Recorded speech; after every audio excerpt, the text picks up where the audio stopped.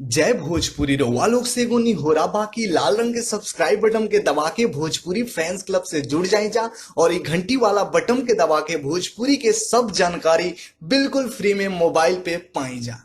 परिणाम भोजपुरिया जहान हम पंडित अनिकेत तिवारी आप लोग के स्वागत कर रहा बानी आप लोग के भाषा वाला आप लोग के favourite channel Bhojpuri fans club में। जिससे कि भैया आप लोग वीडियो देख रहे बन जा पावर स्टार पवन सिंह के कैसे दिया जला रहा बड़े। एक बाद जो वीडियो देख रहे बन जा पावर स्टार पवन सिंह के घर के वीडियो, जी हाँ गाँव के घर के वीडियो।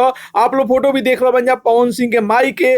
और आप लोग के बता दी कि आगा जैसे कि आप लोग फोटो देख रहे बन जा वीडियो देख रहे बन जा। और ई जो देख रहे बन जा वीडियो जो कि 4-5 तला बिल्डिंग दिखाई दे रहा बा। ई पावर स्टार पवन सिंह के मुंबई स्थित घर के वीडियो है। यही में एगो फ्लैट में जो कि पावर स्टार पवन सिंह जी बारे। और आप लोग कई तस्वीर भी देख रहे बन पवन सिंह के पत्नी के, पवन सिंह के माई के कि कैसे दिवाली मनैले बालो। तो जिसे कि आप लोग फोटो भी देख रहे बन वीडियो भी देख रहे बन गाँव के साथ साथ मुंबई स्थित घर के भी वीडियो आप लोग देख रहे बन भोजपुरी फैंस क्लब के माध्यम से। तो भैया आप लोग के पावर स्टार पवन सिंह जी के वीडियो कैसा लागल, उनकर माई के उनकर मेहरारू के फोटो आप लोग के कैसा लागल, अपन राय जरूर ही कमेंट बॉक्स में बताई जा। और साथ ही साथ वीडियो के ज्यादा से ज्यादा लाइक करी जा, ज्यादा से ज्यादा शेयर करी जा। और भोजपुरी जगत के हर छोट बड़ न्यूज जाने खातिर अपन भाषा वाला चैनल भोजपुरी फैंस क्लब के जरूर ही सब्सक्राइब कर लीजा। तो मिलता नहीं भैया अगला वीडियो में एगो नया न्यूज के साथ है।